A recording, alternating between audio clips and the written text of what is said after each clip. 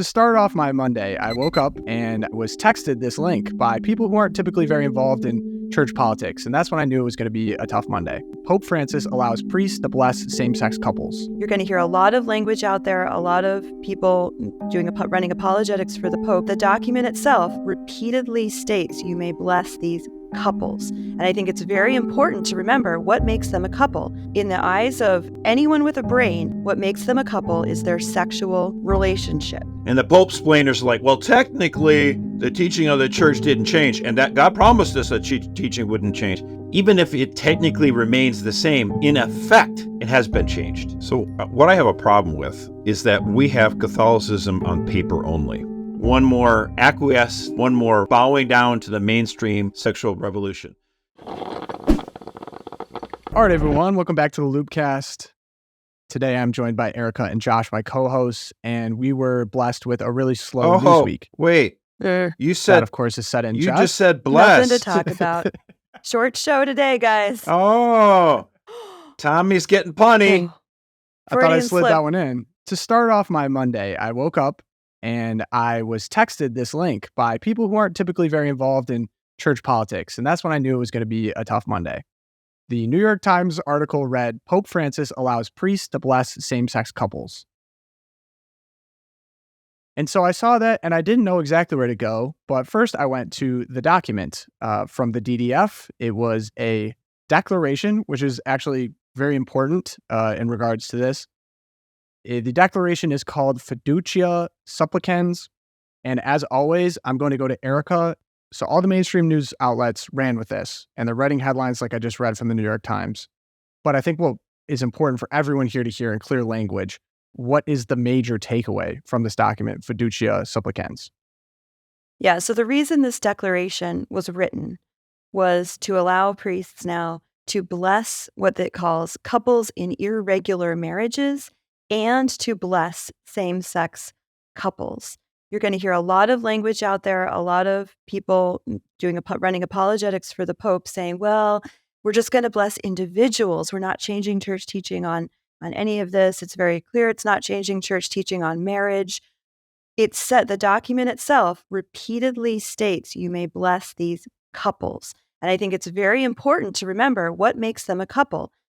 In the eyes of anyone with a brain, what makes them a couple is their sexual relationship. And that is what priests are now told they may bless. And in fact, we've had one of the archbishops of Austria just came out and he said priests must bless same-sex couples now and people in irregular relationships. There's never been a question whether or not individuals can get blessings, no matter what they are. If they're an alcoholic. Right. Yeah, if you're an alcoholic, if you've got all these other problems and you're a complete total sinner, you're like, Father, I need a blessing. Of course. But if you come up, a same-sex couple who are in a relationship and that relationship involves sexuality that's disordered in the eyes of the church. And now the question is, can you bless that couple? And it wasn't the same Pope just 2 years ago signed off on a letter that said, actually, we can't do that.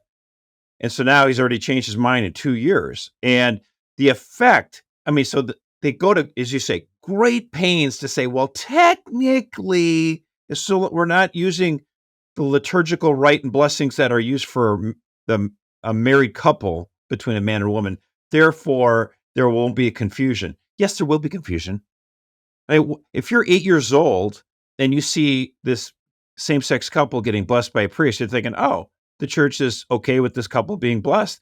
There's nothing wrong with this. There's nothing wrong with two men or two women in a lifelong sexual relationship with each other. That's what they're going to think the church now thinks. And this is that thing that you get these Pope splainers, as I like to call them. And the Pope splainers are like, well, technically, the teaching of the church didn't change, and that God promised us that teaching wouldn't change.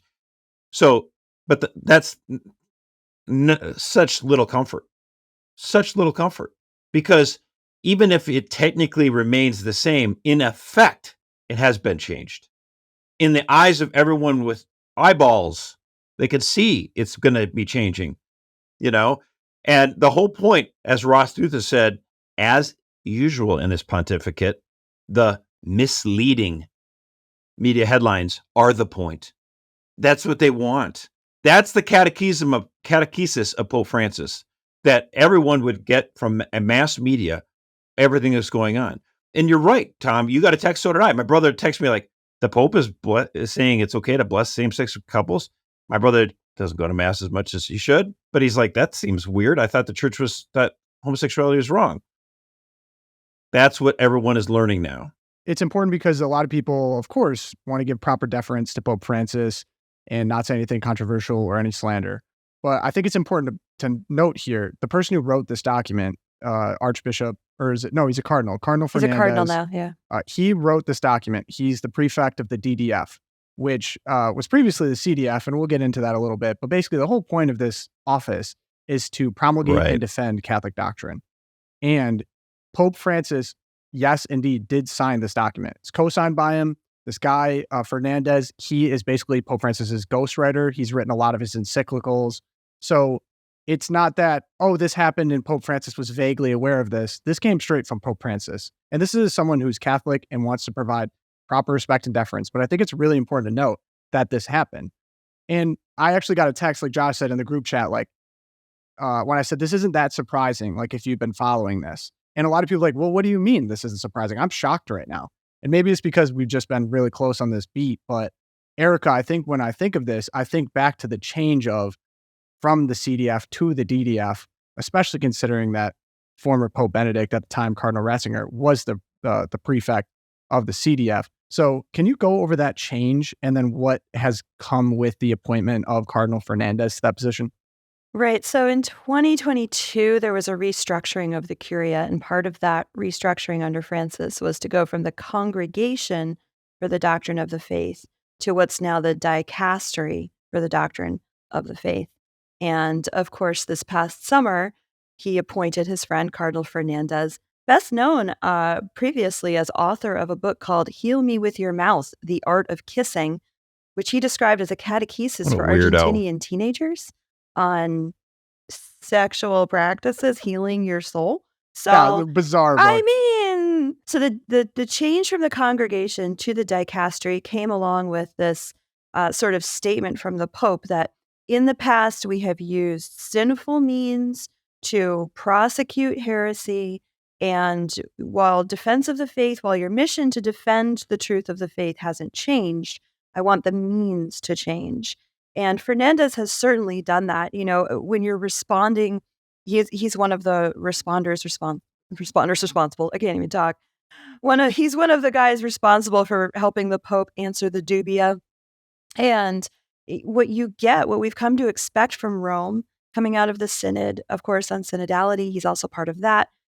We expect now these long documents like Fiducia Supplicans that are words and words. We have 5,000 words to tell us priests can now bless same-sex couples. This should one not sentence be would do. necessary No, you shouldn't. To clarify doctrine. Yeah. Yes. Yeah. No. Yes. But instead we get these long, convoluted explanations that are really smoke screens with all of these words saying we're not changing doctrine, but we are going to change the way that we practice our faith. And again, this is so everything about it. This is so, it's a divorce. Everything about it is un-Catholic because how we act matters. What we do, our moral action and our liturgical action matters. And the document makes this crazy distinction between liturgical versus pastoral blessings. And it says, this is a quote from the document that I think it's worth really kind of digging into. So it reads, "The Church, moreover, must shy away from resting its pastoral praxis on the fixed nature of certain doctrinal or disciplinary schemes, especially when they lead to a narcissistic and authoritarian elitism, whereby instead of evangelizing, one analyzes and classifies others, and instead of opening the door to grace, one exhausts his or her energies in inspecting and verifying." And everyone needs to listen up. I don't care what you studied in college. You could be a welder. You can understand this, right? He's saying we can't let our actions be dictated by our beliefs as Catholics. I mean, that in itself, it makes no sense. It's a call for people to bless sodomy, to bless adulterous, sinful relationships. This is, do not be fooled by, well, I can believe one thing as sort of the ideal Christian life, but I don't really have to strive, to live that out in my life. It's just too hard.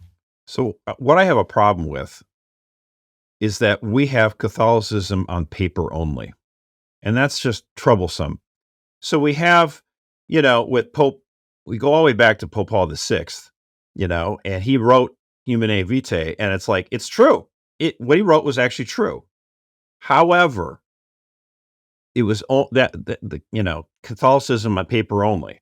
In practice, was that followed up with, formal corrections, getting rid of bishops and priests who didn't believe in it? No. So what the effect was is that roughly 90% of Catholics contracept, because theologians came along and said, well, you can invoke your conscience if your conscience says this and that kind of stuff. And so then everyone did. And 90% of Catholics, at least, contracept. So now we're having, again, Catholicism on paper only, where technically the church is saying, well, we can't technically bless this or that, but we can. And it's like, what? The effect is, in practice, one more acquiesce, one more bowing down to the mainstream sexual revolution. And again, with this Pope, I feel like you can't pretend like, oh, well, since he technically didn't declare something ex cathedra, therefore, the Pope has been doing this for 10 years. That he knows what he's doing. It's not like a surprise. And I guess when are bishops and priests going to step up and say, we're not falling for this game anymore. You want the mainstream mass media to broadcast this sort of, well, this is what Catholicism is now. So here's a practical example, because of course we can get lost in the language, and first off, it's all confusing, and much of it is actually intentionally written to be devoid of any type of moral judgment. Disorder was too much, right, Tom? Remember that? The gay said referring to homosexuality as disordered was cruel and mean. So now it's like irregular, which is almost completely devoid of anything. It's like, what? And what irregular? It's like reminds me of words like inadmissible. Yeah, inadmissible, irregular. And I would like to point out, I don't think we've zeroed in on this enough in the commentary I've seen, that it's not just same-sex couples, which is that sexual behavior is grave deviancy, but it is also now, I mean, does irregular mean adulterous sex? Does it mean incestuous sex? Is it polygamous sex? The language is so vapid that it allows for all these extreme examples to potentially happen. Again, adding to the confusion. Well, in the West here, it's same-sex. No, in the West, it's same-sex couples. That's what we are focusing on. But in Africa and in South America, the issue is polygamous relationships, right? We can't be so Western-centric and be like, oh, this is all about same-sex couples. There's a lot of bishops who woke up Monday morning all over the world, and they're like, oh my goodness, so now half my flock is going to be coming for a blessing because this is my number one issue. Not to be all Western-centric, but I'd like to bring up a practical example because, and I was encouraged even to be careful about this, but I think it's now worth mentioning. The most practical example happened the other day. Father James Martin just happened to have a New York Times camera crew with him. Multiracial. He blessed a married, non-flamboyant, at least in the picture. Civilly married. They were wearing wedding rings and holding hands inside of a church. And Father James Martin gave them this blessing and talked about how happy it was to finally be able to do this as if he never did before. But of course, the problem is that the New York Times is there. They're blasting out to the whole world. And I think Josh brought this up earlier, like the confusion that would cause for a child to see that. I think there's not, like, the child isn't going to be able to go through this document and be like, well, they're talking about the difference between a pastoral and liturgical. The pains that the document goes through to try to, put stipulations like, okay, this can't be done during a civil wedding ceremony. This can't be done when people are wearing traditional wedding garb. Right. Because, Tom, what this comes down to is people like James Martin think sex between men is not immoral. Sex between women is not immoral. That's what he thinks. And that's what a vast majority of Americans now think. In Catholic teaching, we're like, well, I understand you might have these attractions, but actually it's disordered and therefore immoral. It's not according to God's plan. And actually we think it's better for you if you do not participate in that. And we're in the minority in this country. Now it seems like the leadership in our own church doesn't really actually care that much about it, which is disturbing because we have a shepherd who's just letting the sheep go crazy. But to the point, lefty Catholics would think this is great because they don't think there's anything wrong with sex between men or sex between women. They think that's normal. They think we're the weirdos. Right. And to point out, too, it's like, okay, well, we're going to put the nice little tidy sacrament of marriage over here. And it's not going to be Right. affected at all by how we treat these sexual relationships outside of marriage. Okay, so blessing an irregular union or a same-sex couple, again, these are sexual relationships. It actually demeans the sacrament of matrimony. To me, it's like, would we ever imagine a Catholic priest going to a meeting of the KKK and offering a blessing to the group? What if a porn convention in Las Vegas asked a Catholic priest to come and give a blessing? I mean, you would think, well, wait a minute now. Kind of irregular. We probably should not do little that irregular. because someone might think that you're blessing the activity that these people are obviously associated with. It makes me think of like Jesus and the woman at the well, the prostitute at the well, and he said, go home to your husband. It wasn't continue living with this man who's not your husband. It's go home to your husband. It's very direct language. He didn't say, okay, I bless you. Now go off and do whatever you want. I mean, this is all blessings derive from Jesus Christ himself. So that's why it's so frustrating to get this office that is in the innovative space of church teaching, coming up with new words called like irregular or whatever. It's like, if we were to get back to the basics of revealing what's already been taught to us, that's always been taught. And that's what's frustrating about the document. The word same-sex couples in there, that's never been used anywhere in the Bible. That's never been used anywhere in church teaching because it's not a thing according to Catholic lexicon. We know marriage. And you can't even pope-splain to say, well, technically a blessing of individuals. It was referred to couples throughout the whole document. Correct. And like couple, what's a couple? Like what constitutes that? Like we don't have specific language for what that even is. Like we know what marriage is, and we've taught what marriage is for a long time. We know what adultery is. We know what sodomy is. Like these are all very specific terms that carry weight. Like we can't come up with a new lexicon to avoid morality. That's what's happening here. Right. And the idea of couple, this is certainly and obviously in the press, left Catholic media. In fact, Catholics are just perceiving this. I don't care what side of the aisle, quote unquote, you fall on. Everyone's perceiving this as analogous to marriage. Why do you think Father James Martin is just like throwing a party down in New York City? It's because he's right. Something has changed, and the public sees this as an analogy to marriage. Here's another word that did not appear in the document. Two more, actually. Whenever the church speaks on human sexuality, we talk about the covenant, Christ and his church, obviously Ephesians 5. This is why this does touch on the sacrament of marriage. We touch on the covenant of God with man through Jesus Christ. We talk about chastity as the virtue which regulates our sexual drives and impulses. And we talk about repentance when we fall off the chastity wagon. Neither the word repentance nor chastity make a single appearance in this document. The word conversion.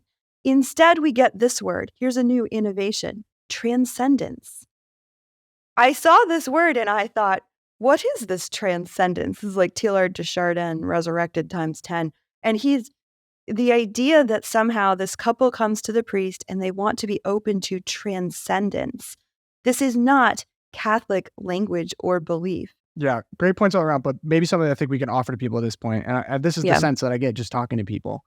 People are very frustrated that they're being put in this position where they're getting hammered now by liberal media that's maybe misrepresenting their faith, and then also from a pope and the leadership in the church that is also putting out documents that are antithetical to what they believe to be the truth.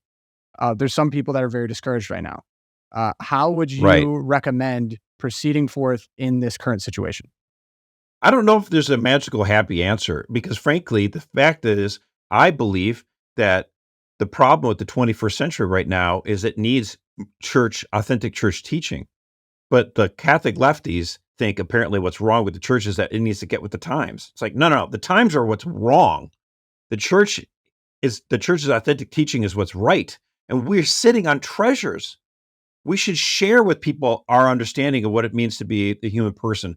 What is God's plan for the family? What is the plan for human sexuality? And instead, this current pope is burying all those truths and he's spreading this stuff that, I mean, it's theological horse manure and it's not helpful.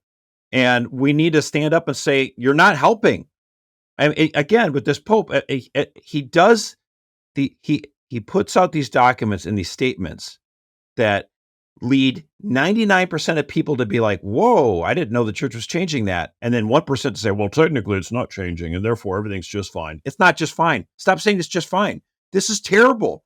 The fact is we have had a church on paper, Catholic teaching on paper, but the effect in practice for 60 some years has been people think contraception is totally fine.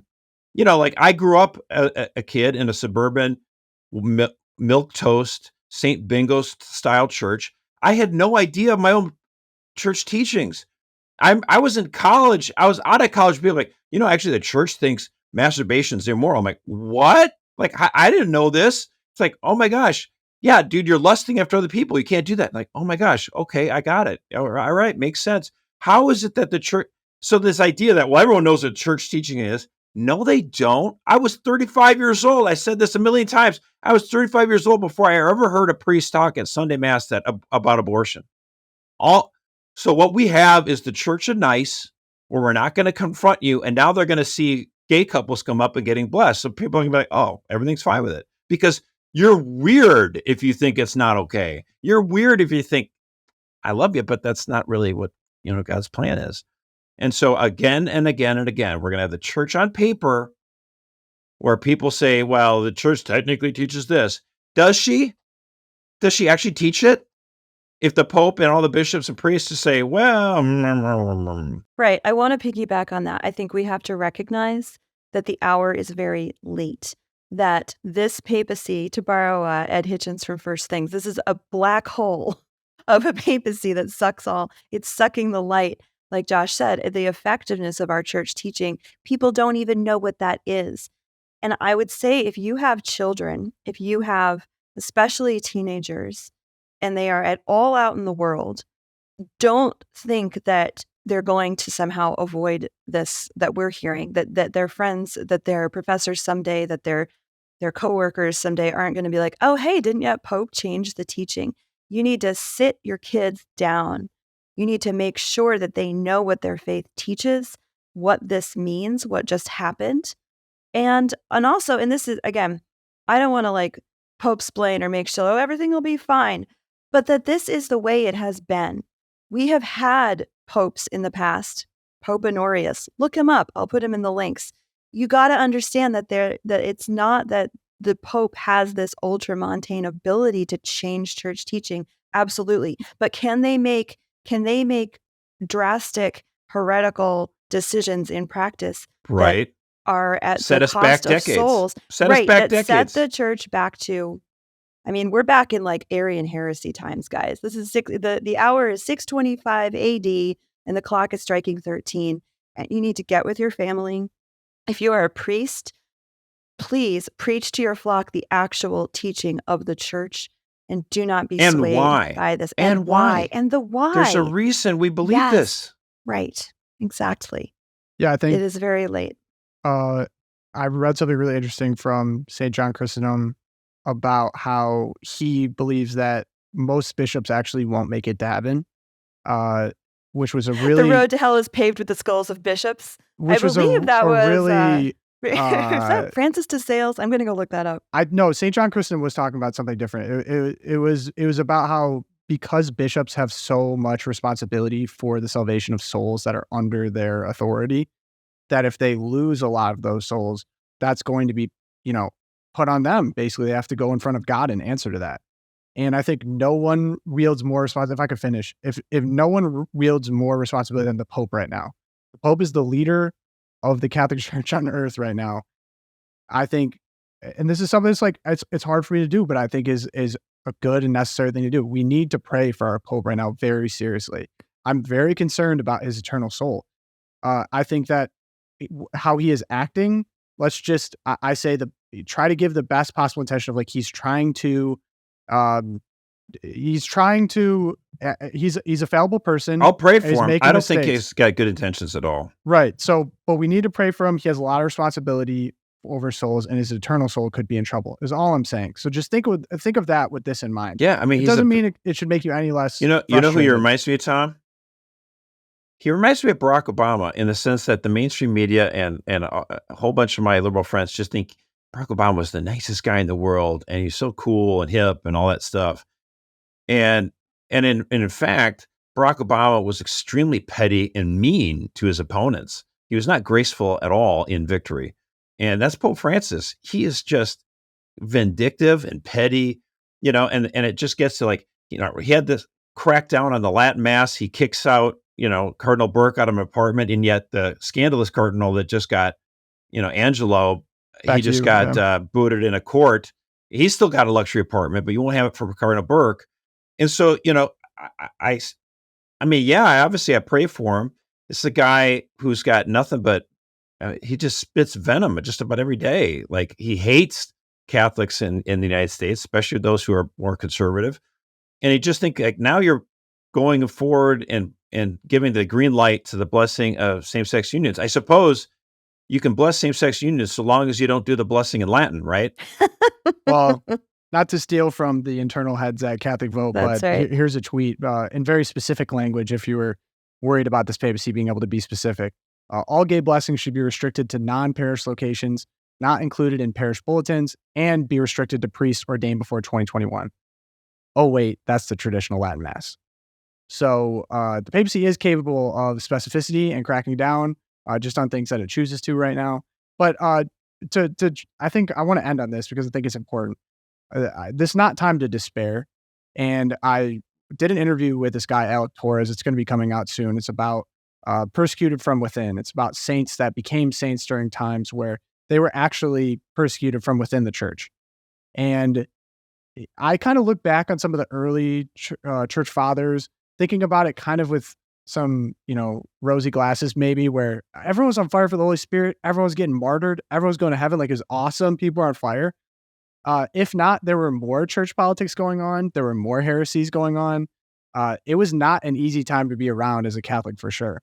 And so after reading a lot of that, I think it gives me a lot of peace knowing that, like, yes, this came out, and yes, it's confusing, and yes, it's going to do damage, but that isn't going to deter me from my commitment to live the truth and to live and protect true Catholic teachings, to make my family a part of that, to catechize my family on that, to further catechize myself. So if anything, I think it should just be those stories should be bolstering us to like continue to live in a time where there might be tension, because really that's what Jesus did. So if your true north is Jesus, we're all going to be okay. If anything, we need to batten the hatches here and buckle up, because that's what being a Catholic is. So we move now into a little bit of Catholic Vote news. We have a matching gift end of year, and we also need some votes for Hero of the Year. So the Hero of the Year competition has gotten down to 2 people. You need to head over and vote. We'll have the link there. Go put the stamp on the victor. But the LOOPcast is made possible by generous supporters of Catholic Vote. Thanks to an especially generous couple, every donation you make to the end of the year will be doubled. So you can go to loopcast.org to see how to double your impact today. Help us out. Those donations go directly to the LOOPcast, keep us producing these long nights editing. It all is possible because of you. So thank you for all your support, and consider supporting us to help with this Match Go campaign. So next action, somewhat equally as shocking. Trump has been disqualified from the 2024 presidential primary ballot in the state of Colorado. The highest court in Colorado decided on a 4-3 vote that he had violated the 14th Amendment's ban on insurrectionists holding office. Josh, any initial reactions to this news? Total garbage ruling. I figured that was coming. I mean, the thing is, what they're trying to say is that he called for an insurrection, and therefore he should not be eligible to run for office anymore, citing the 14th Amendment on that. Because the idea was, someone who's actually cited rebelling against the United States should not hold elective office. Didn't you do that on January 6th? Hold on a second. Well, first of all, said. January 6th was a stupid idea, the Capitol riot, and I criticized Trump at the time. I thought it was reckless. He was getting people ginned up. But then at the end of the day, he said, okay, kind of chill out, guys. Too much. But you can't kick him from the ballot unless you actually convict the guy. Are you convicting him of insurrection? Was there a trial? Was he found guilty by a jury of his peers? Then, yes, you'd have a case to take him off the ballot. But this just strikes me as first of all, like why are you doing this? The Democrats, why are you doing this? Like, you're trying to make him a martyr? It's so easy for people on the other side to say, you're afraid of him because he'll beat you. So I just feel like this is reinforcing, Trump as martyr. I think it's going to help Trump. I think it's very stupid. I think the Supreme Court is going to knock this one back 9-0 and say, no, of course he can be on the ballot. But more importantly, what have the Democrats been saying for the last 3 years? They said January 6th, right? All the Republicans in Congress who decided not to vote for the election results, Democrats, and by the way, I did not agree with the Republicans who did that. I thought the election was stolen. Yes. I also thought the fraud and corruption should have been dealt with before the election. I've said this a lot. And once the ballots were counted, you weren't going to put the genie back in the bottle. They had done the deed and the evidence wasn't going to be there. You weren't going to find it. And so when all the Republicans, not all of them, but when a bunch of Republicans on January 6th voted not to certify the election, I thought that was a foolish part on their hand. I did not support that action. If I were a representative or senator on that day, I would have voted to certify the results, even if I knew it was fake, because it's like, sorry, it was too late to do anything. There was no way to prove that it was stolen, even though we pretty much knew it was, right? Okay, so the Democrats said, you are trying to overturn the election by refusing to certify the election. You are you're attacking democracy, right? That's what they said. They weren't saying that just of the people who rioted and went through the Capitol building. They were saying that of the members of Congress, the Republican members of Congress who refused to certify the election. They said, you are undermining democracy. You're trying to overthrow the election results of the people of the state of Michigan and the state of Wisconsin. You're trying to overturn the election. Well, what do you call trying to remove someone from the ballot for no just reason? That's an attack on democracy if I've ever heard it. What's the threat to democracy from a court? Right. And in fact, totally hilarious, the leader of El Salvador, I can't even say the guy's name because I don't know how to pronounce people from other countries. Bukele. He said, the United States has lost its ability to lecture any other country about democracy. That's what he just said about Trump being boosted for the ballot. Way to go, bro. It's like, I love it. It's like, hey-o, shots fired. Yeah. No, it was great. It was a great little pushback at all this stuff. I mean, Democrats are complaining for all these attacks on democracy, and they're the ones trying to use shenanigans to make sure that Trump isn't even on the ballot. Mercerism. If Democrats didn't have double standards, they wouldn't have standards at all. Boom, boom, boom, boom. That's a good one. Put that on his tombstone. So I got to imagine here. I don't want Democrat on my tombstone. I got to imagine here, like so this is a genuine question when I saw this. Like, of course, there's no way this lasts, right? The Supreme Court's going to overturn it. And actually, in the document, they did say it was stayed until a higher court takes us on, which the only higher court is the Supreme Court. So my thought was, no, not the only one. What are you talking about? The Circuit Court of Appeals could remove it. It wouldn't even have to get the Supreme Court. Oh, that's a good point. Sorry, but I was thinking eventually get to the Supreme Court. Anyway. Right. The 4 justices that did this, and of course, Wall Street Journal. In Colorado, right? Yeah. In Colorado. The 4 Supreme Court justices in Colorado, we're talking about he met all the conditions for insurrection and that he should be able to run. And I have to imagine, like in my head, I'm like, do these people, do they have so much hubris to just try to stick it to him in the short term that they wouldn't see how this would benefit his campaign? Right. I don't understand that. Like, we just did this in 2016.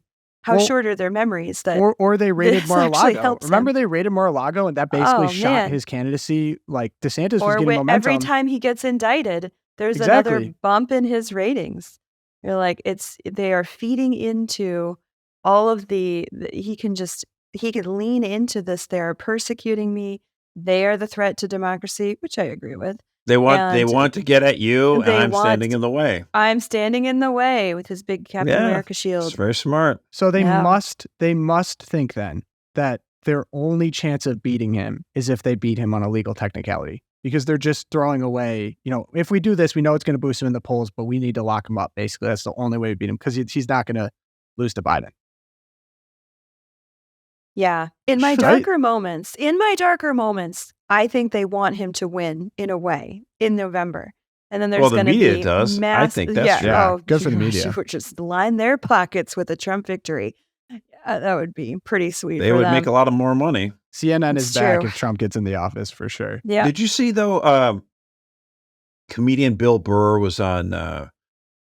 What is I never watched these talk show hosts, but I saw a clip. Jimmy. I think it was Kimmel, right? Kimmel. Yeah, it was on Kimmel, and he's like, he's back. You know it. He's gonna win.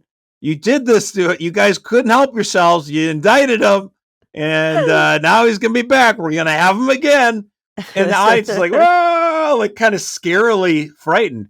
It wasn't like Kimmel or the audience was like, nah, that's not gonna happen. Oh, They're all like, oh, nervous laughter. Like, what? What? Really? No, I hope not. This guy was on Jen Psaki's show, and she was asking him basically like fear porn of like, what could Trump possibly do if he gets back in office? And he rattled off all of these things that he could potentially do. One of the things being he could turn off the internet.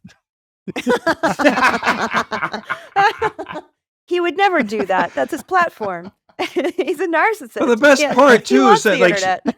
I think it was Jen Psaki who even said it. Like if he gets elected, he might not leave office. And I'm thinking to myself, he got elected once before and thought he should have been he was reelected, and he thought the election was stolen, but yet he still left office peacefully. But he's somehow not going to do that in 4 years.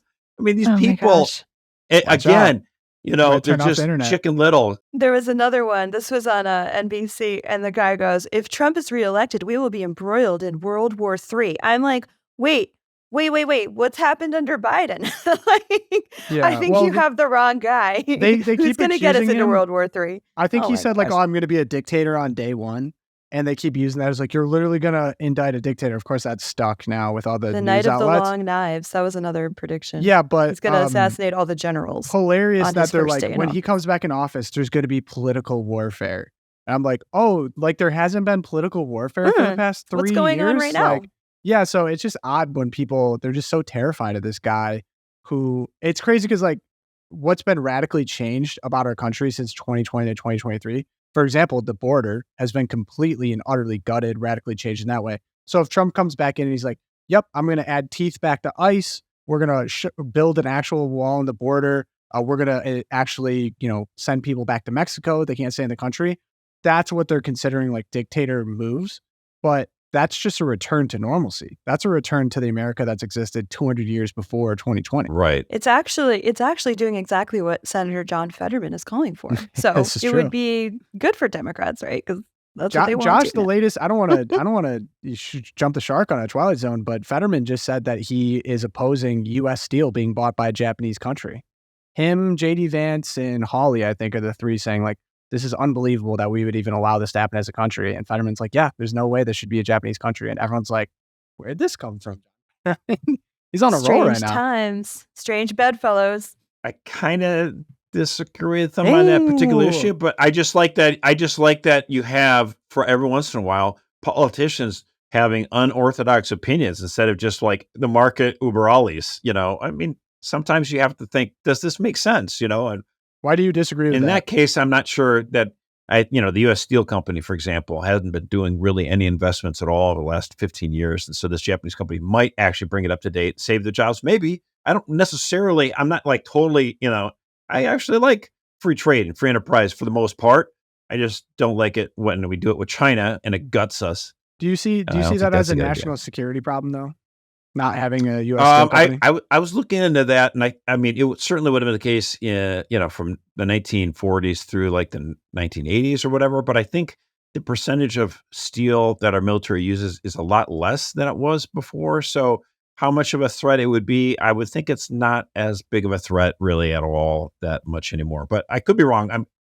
My cursory view of that, it's not necessarily like 1952, in other words. That's interesting. I feel like now it would be more like microchips or something like that, because the military's gone so technical. Like if we don't produce our own microchips. Yeah, actually, I'd be more. I'd actually want the Pentagon to be more concerned about, yes, that kind of technology. Yeah, making sure that doesn't get into the hands of enemies. That's more important than steel, let's say. For sure. So, Trump will be back, and this did nothing but make him more popular. So I'm really, truly trying to get to the bottom of the motivations of this move. I'm really having a hard time. I think the reason why is that they felt like if you had asked the Democrats a year ago, they would have thought Ron DeSantis is a very formidable candidate. And they were kind of worried about him. Like, if we get Trump nominated again, he'll lose again, and then we'll be just fine. And so a lot of their movements make sense if you think about it that way. But the problem is, what if Trump is actually, I keep telling this to people, like, Trump won once already. He barely lost the second time. The idea that he couldn't win a third time, on a third try, like, he actually could. You're basically starting with a floor of 47%. So if you could just convince some of the people last time, like, hey, you know what? Wasn't the economy better when I was there? I'm a businessman. I think he's probably going to win people over. And that's why all the polls show him right now up by about 3-4 points, which he's never really been that high in the polls before. He really is. They are kind of, Democrats are sweating. Obama was saying, like, he's fearful Trump can't get, he's fearful Trump will beat Biden. He's really worried that Biden won't be able to pull it off. It's not COVID 2020 anymore. Running for the basement may not work as much. People might actually expect Biden to actually get out there and campaign. We'll see. We just got to make sure that no one bites any bats in the Asia Pacific region to impact the election here. It was a bat. Erica, glad you got to the bottom of that one. We're going to go into the Twilight Zone, and you're up first. Oh, man. Yeah, where Twilight have we Zone, been this whole episode's time? the Twilight Zone. What are you talking about? Like, I'm going to need to lie on a leather couch for the rest of the day and just do therapy. All right. So I'm going to go with, this is a couple weeks old now, but Chicago's progressive mayor, Brandon Johnson. He announced his plans to axe the high-achieving selective enrollment high schools in Chicago proper because he wants to boost equity. He's concerned about equity. He wants to shift Chicago's schools back from having these charter schools that kids compete to get into to having neighborhood schools in the wonderful neighborhoods of inner city Chicago. So I was like, okay, what's going to go on? Maybe all these white kids are busing into Chicago's selective charter high schools and prep schools, and they're just taking advantage of the school's existence. I actually went and looked up the minority enrollment stats for the schools that Johnson wants to get rid of. You ready for this one? No surprise. So Northside College Preparatory, very elite school, 64% minority enrollment. And there's a few more of the 11 schools that are in the 60% range for minorities. But then we get into, for example, King College Prep, which is arguably the best of the schools, 97% minority enrollment. And by minority, I don't mean Asians. All right. We also have Lindblom Math and Science Academy, 97% Black and Hispanic students. Gwendolyn Brooks, 99% Black and Hispanic students. So this guy, Mayor Brandon Johnson, in the name of equity, wants to make all the Black kids in Chicago equally miserable. He's like, you are all going to be below literacy rate. The literacy rate for the regular Chicago public schools is below 18%. That means they can't read when they're 18 years old. And this is this crazy progressive policy, which has nothing to do about benefiting Black children or disadvantaged kids in inner city Chicago, and everything about destroying their best chance of getting out of that situation. I just had to call that out.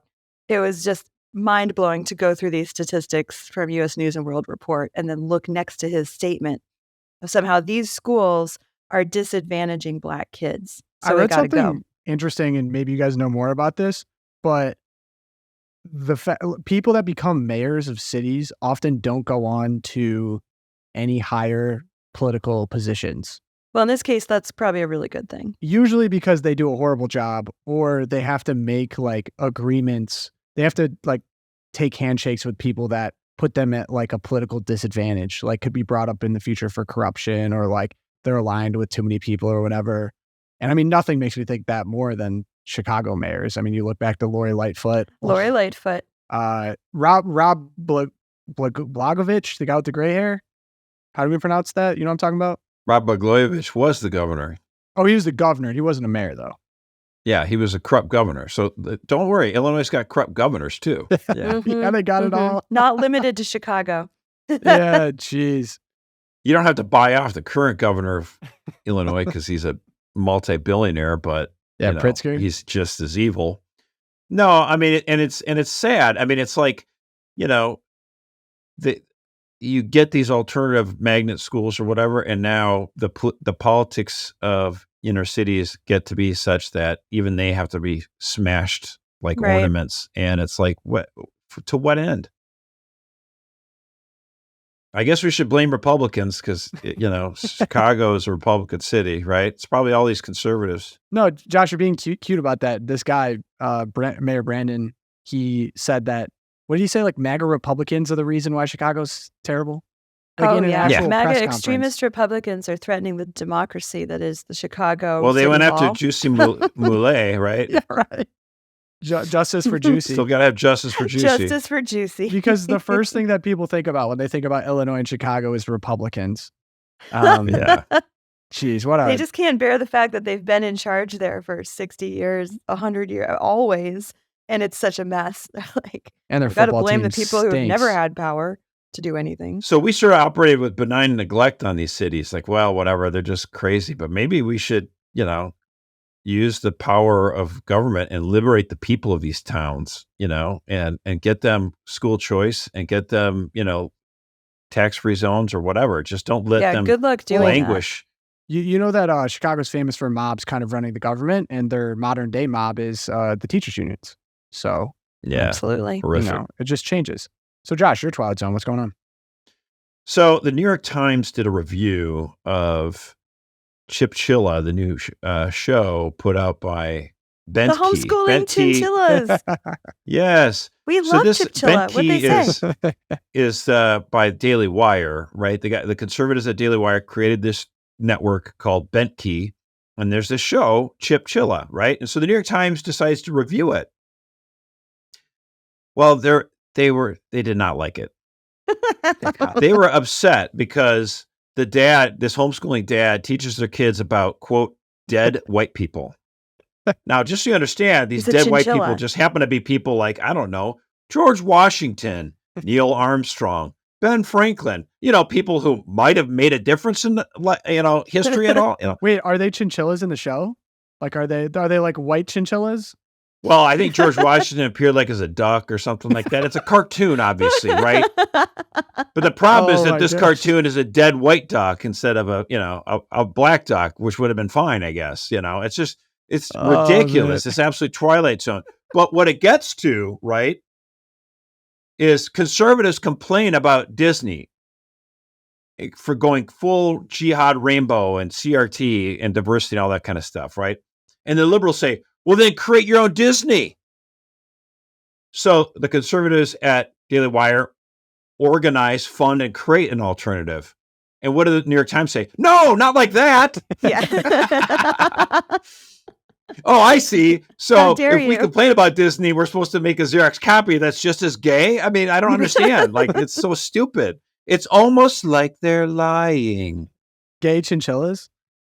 Josh, I think there are no gay chinchillas. You missed the most humorous element of this, I think, though. In the article, they were complaining about how the chinchilla father was too present to his children and how that was an unrealistic standard that didn't match the reality of the world because fathers shouldn't be that present to their children. Which is actually really sad and kind of makes me feel a lot of pity for whoever wrote this review because you're like, Aw. I don't understand this argument. Like, well, actually, that's not technically realistic. Oh, yeah. Like every TV commercial you've done about dads for the last 40 years were a bunch of dundering idiots. Like, that's realistic? Like, every dad is an idiot?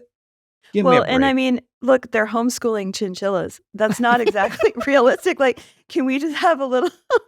What, most chinchillas go to Chesterton academies or what? I don't Yeah, understand. most chinchillas, I think they ship their kids off to boarding school. Yeah, no, they go to public school and they become gay chinchillas. They become like LGBTQ chinchillas. Some chinchillas eat their young. I mean, come on, we want to really be realistic. Hey, let's Daily Wire. let's be pastoral and open it up to the chinchillas to do whatever they want. Oh, No man. judgment passed on that. Let's just top this off. This is the gay episode. I'm just gonna say it. This is the gay episode. This episode is a little gay, but You're I not could going to do this. You are. I'm gonna do you it. are going to do this. I'm gonna do it. All right. Yeah, kids listening, turn off. Yeah, it's time to turn off. If your kids are in the van, turn off the show right now. I don't understand. Go on Bluetooth. Yeah, I don't understand how this was ever written or came about. But if you're unaware, there was a man, a Senate staffer, who committed the act of sodomy. I don't know if he's seeking a blessing right now, but we'll see. In the Not really. Senate Judiciary Room, and they videotaped it and they sent it to this group chat of gays in the Capitol. I mean, just that already enough. That's not even the Twilight Zone, which is just shocking. That's not Twilight Zone.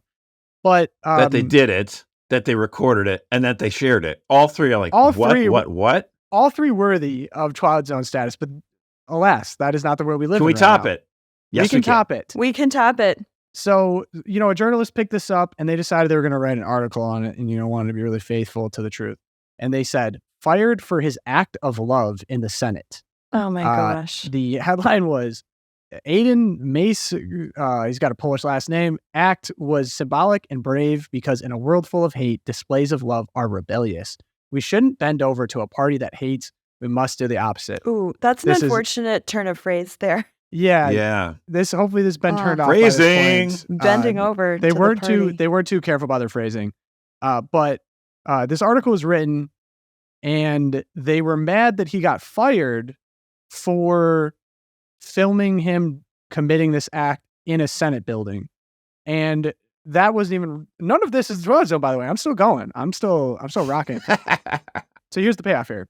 And in a time when the LGBTQ community is under existential threat by white fragility feeling threatened, open displays of LGBTQ culture are necessarily brave.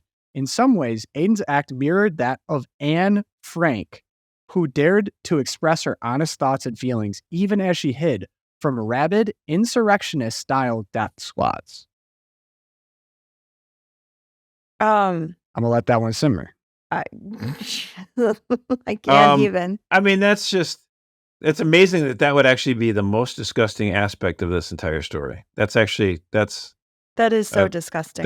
That's Herculean in its feet. They know she's Jewish, right? Guys, you got to give me credit here. Let's talk about all the threads that I just wove through here. We have LGBTQ community. That was a major part of the first part. Insurrectionist style, major part of the second story. Anne Frank was a new one. Anne Frank kind of came out of nowhere, but so no, I think it fits. Anne Frank was a child who was literally being hunted down by Nazi death squads. Hardly analogous to the LGBTQ community. I mean, I didn't even talk about this, Erica. They said open displays of LGBTQ culture. So sex tapes in Senate buildings are LGBTQ. Bro. That is not culture. That's what they're calling culture. That's just porn. I think we need to stop. I don't think I could go another step. Well, I mean, I would say we do have to pray. Yeah. And the idea is that the Catholics listening, are you frustrated? Do you feel a little beleaguered? Do you feel a little bit confused? And hey, I just want to let you know, I feel that way too. You're okay to feel like that. And you know what? Honestly, take it up with our Heavenly Father and say, I'm just trying to be faithful to you and your son, Jesus, and I don't understand what is going on. And I'm frustrated and I'm annoyed.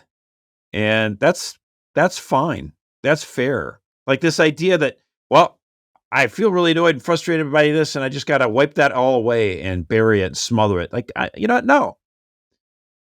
It's okay to be upset at what's going on in this country and in this church. And it's okay to feel like, what in the world? Why even bothering it? That's a very natural human. If you didn't feel like that, I'd think something was wrong with you. And so I would just say you need to take it up in prayer and just say, come, Lord Jesus, have mercy on me, a sinner, and help me to not lose faith. Yeah, and look, like I know it's Christmas. Christmas is coming up a couple days after we drop this episode. But over the last few days, what's really been coming to my mind is that scene from The Passion of the Christ where Peter has just denied our Lord for the third time, right? And the cock crows. And he looks up, he sees Christ, Jesus makes eye contact with him. You remember this scene. I'd encourage you to go back and watch it.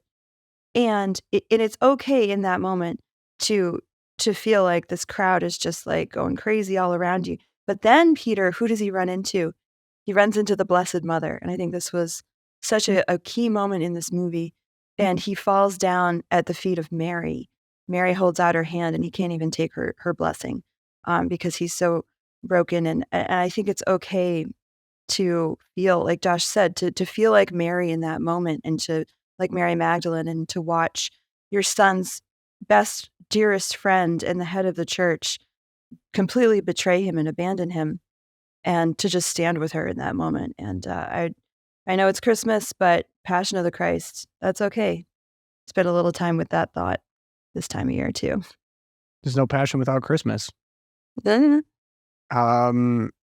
Yeah, I appreciate the thoughts from both of you, and that's hopefully what I'm hoping to impart is that like we should come to expect these kind of feelings. It's not like, oh, this is crazy, it's never happened before, and we shouldn't be feeling this. Like everyone actually should be feeling this as a part of being Catholic, as part of being human. So when you do that mindset switch, I think it really changes. It's changed a lot for me personally of like, I am embracing this. Like this is what I should expect here, and I shouldn't expect anything else. And once you make that adjustment, you can now move forward and like, how do I tackle this head on? And so I hope that, information here is helping you tackle this head on. You can acknowledge the problems and call them out, but you can move forward. So wishing you all a very Merry Christmas. This will be the last podcast until Christmas. We're going to all be enjoying time with our families. We hope you are with yours as well. If you want to help the program out, give us a little Christmas shout out, reviews, Apple Podcasts, Spotify. You can email me at loopcast@CatholicVote.org. And especially, we need some prayers this week. St. Fidelis, St. Thomas More, Our Lady of Guadalupe. Pray for us. And we will see you guys after Christmas.